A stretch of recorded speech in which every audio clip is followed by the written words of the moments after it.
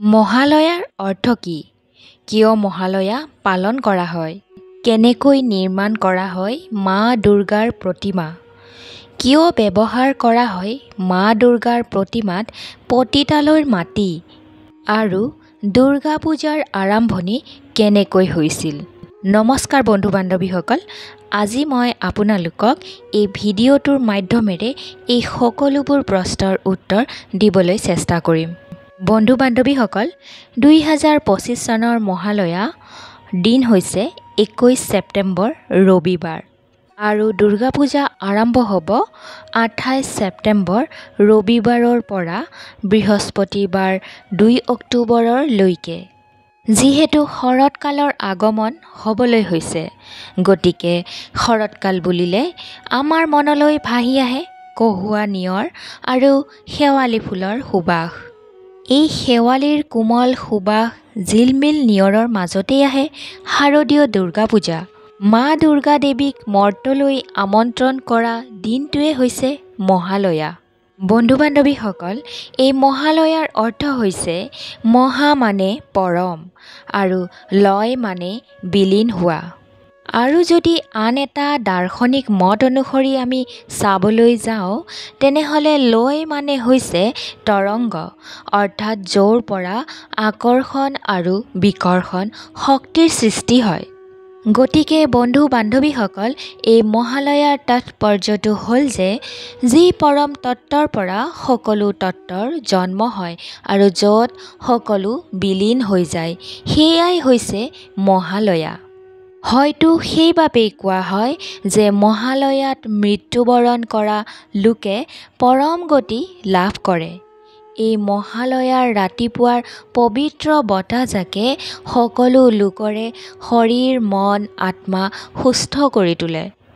বন্ধু বান্ধৱীসকল, আমি যদি মহালয়াৰ দিনটোত দেৱী মাৰ সংস্পৰ্শ লাভ কৰোঁ, তেতিয়া আমাৰ সকলোৰে অপায় অমংগলবোৰ দূৰ হয়, এই বুলি জনবিশ্বাস চলি আহিছে। আমাৰ দৰে সাধাৰণ লোকসকলৰ মতে এই মহালয়া হৈছে দুৰ্গা পূজাৰ এক আৰম্ভণি, কিন্তু জ্যোতিষ শাস্ত্ৰত ইয়াৰ আছে আন এক তাৎপৰ্য। দেৱী দুৰ্গাৰ আগমন আৰু গমনৰ ওপৰত ভিত্তি কৰিয়েই হিন্দু ধৰ্মাৱলম্বী লোকসকলে দেশৰ ভৱিষ্যতক পূৰ্ব অনুমান কৰে।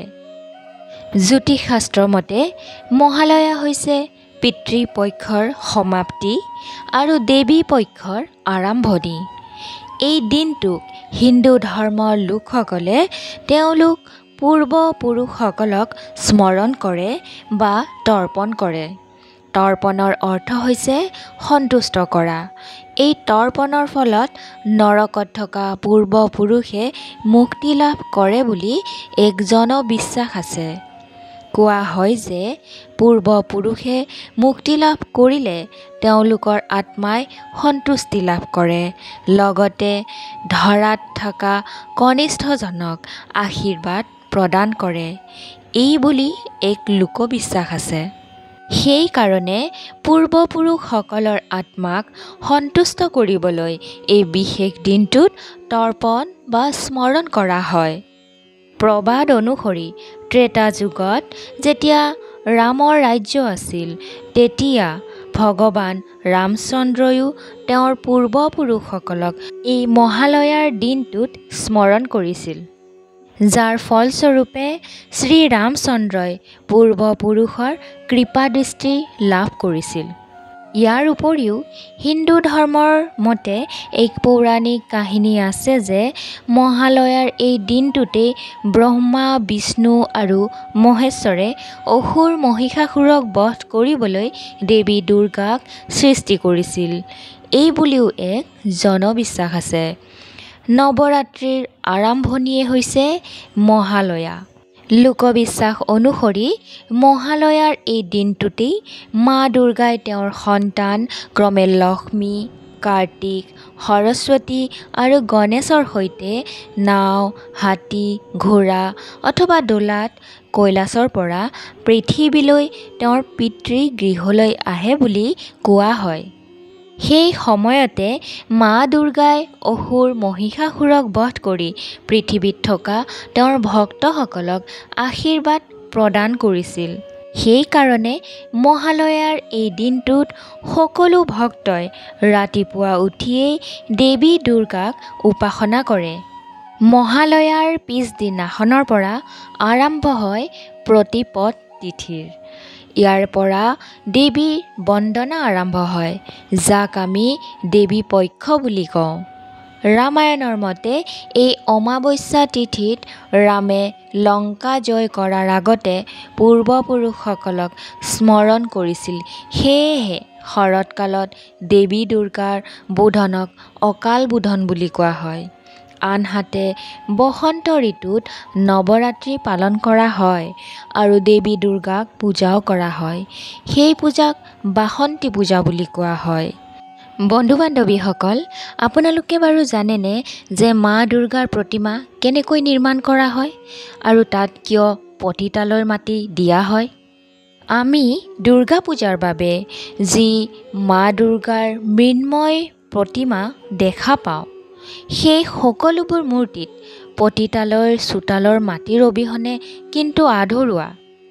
বন্ধু বান্ধৱীসকল, যিহেতু আহি আছে দুৰ্গা পূজা, আহিন মাহৰ আৰম্ভণিৰ পৰাই আমাৰ হিন্দু ধৰ্মী লোকসকলৰ মনত পূজা পূজা লগা আমেজ এটা গঢ় লৈ ইতিমধ্যে উঠিছেই।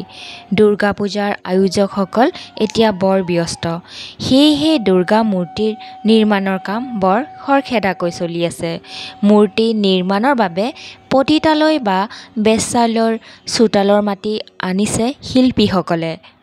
বন্ধু বান্ধৱীসকল, আপোনালোকে এই কথাটো জানি আচৰিত হ'ব যে মা দুৰ্গা দেৱীৰ মূৰ্তি নিৰ্মাণ কৰিবৰ বাবে পতিতালয়ৰ মাটি ব্যৱহাৰ কৰা হয়। কিন্তু আমাৰ এই সভ্য সমাজত যৌনালয়ক মানুহে অশুদ্ধ বুলি গণ্য কৰে। যেনে সকলো লোকে কয় যে বেশ্যালয়ত থকা মহিলাসকল হৈছে অশুচি। তেনেহ'লে দেৱী আদ্যশক্তিৰ মাটিৰ মূৰ্তি তৈয়াৰ কৰিবলৈ সেই অশুচি বেশ্যালয়ৰ মাটি প্ৰয়োজন কিয় হয়? আমাৰ পৌৰাণিক আখ্যানসমূহতে কোৱা হৈছে যে মা দুৰ্গাৰ দৃষ্টিত সকলো লোকেই হৈছে সমান, আৰু কোৱা হয় যে যৌনকৰ্মীসকল মা দুৰ্গাৰ দৃষ্টিত বেছি সন্মানীয়, কিয়নো পুৰুষে যৌনালয়লৈ গৈ তাত নিজৰ জীৱনৰ সঞ্চিত সকলো গুণ হেৰুৱাই থৈ আহে আৰু তাৰ বিপৰীতে তেওঁলোকে বুটলি আনে তাৰ পৰা মহাপাপ। সেয়েহে যৌনালয় মাটি গুণেৰে ভৰপূৰ। গতিকে বেশ্যালয়ৰ সেই বিশুদ্ধ মাটি অবিহনে দেৱী দুৰ্গাৰ মূৰ্তি সদায় আধৰুৱা। বন্ধু বান্ধৱীসকল, ইয়াৰ আঁৰত থকা আপোনালোকক এটা সৰু কাহিনী শুনাবলৈ গৈ আছোঁ। পুৰাণৰ মতে হয়তো আপোনালোকে জানে যে বিশ্বামিত্ৰ ঋষিয়ে জ্ঞান আৰু শক্তি লাভৰ আশাত কঠোৰ তপস্যা কৰিছিল। বিশ্বামিত্ৰৰ এনে তপস্যা দেখি স্বৰ্গৰাজ ইন্দ্ৰই বৰকৈ ভয় খাইছিল মনে মনে। কাৰণ তেওঁ ভাবিছিল যে ঋষি বিশ্বামিত্ৰই কিজানি স্বৰ্গ লাভৰ আশাতহে এনেকৈ কঠোৰ তপস্যা কৰিছে। সেইকাৰণে দেৱৰাজ ইন্দ্ৰই ঋষি বিশ্বামিত্ৰৰ তপস্যা ভংগ কৰিবলৈ স্বৰ্গৰ অপেশ্বৰী মেনকাক পঠিয়াইছিল। পিছে ঋষি বিশ্বামিত্ৰৰ তপস্যা ভংগ কৰা ইমান সহজ নাছিল। তথাপিও শেষত মেনকাই এই কাম সম্পন্ন কৰি দেখুৱালে। সেইকাৰণে কোৱা হয় যে দেৱতাতকৈও বেশ্যাহে অধিক শক্তিশালী। যিসকল নাৰী সমাজৰ দৃষ্টিত নিম্ন, যিসকল বছৰ জুৰি অশুদ্ধ জ্ঞান কৰা হয়, তেওঁলোকক দেৱী বন্দনাৰ সময়ত সাধাৰণ মানুহে পূজা কৰে। বন্ধু বান্ধৱীসকল, কাৰণ যিয়েই নহওক, বেশ্যালয়ৰ অশুচি নাৰীৰ মাটিৰেই দেৱীৰ মূৰ্তি তৈয়াৰ কৰা হয় বুলি জনা হৈছে।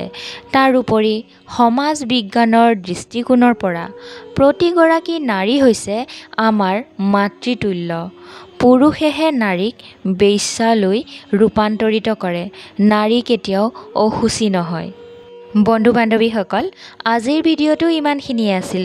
ভিডিঅ'টো আপোনালোকৰ কেনেকুৱা লাগিল মতামত জনাবলৈ নাপাহৰিব। কমেণ্ট বক্সত জয় মা দুৰ্গা বুলি লিখিলেই হ'ব। আৰু ভিডিঅ'টো যদি ভাল লাগিছে তেনেহ'লে লগ বন্ধুৰ মাজত শ্বেয়াৰ কৰি দিব। আৰু কোনোবা বন্ধু বান্ধৱী যদি মোৰ এই চেনেলটোলৈ নতুনকৈ আহিছে তেনেহ'লে চেনেলটো ছাবস্ক্ৰাইব কৰি ৰাখিব। তেতিয়াহে এনেকুৱা ধৰণৰ কাহিনীবোৰ আপোনালোকে শুনি থাকিবলৈ পাৰিব।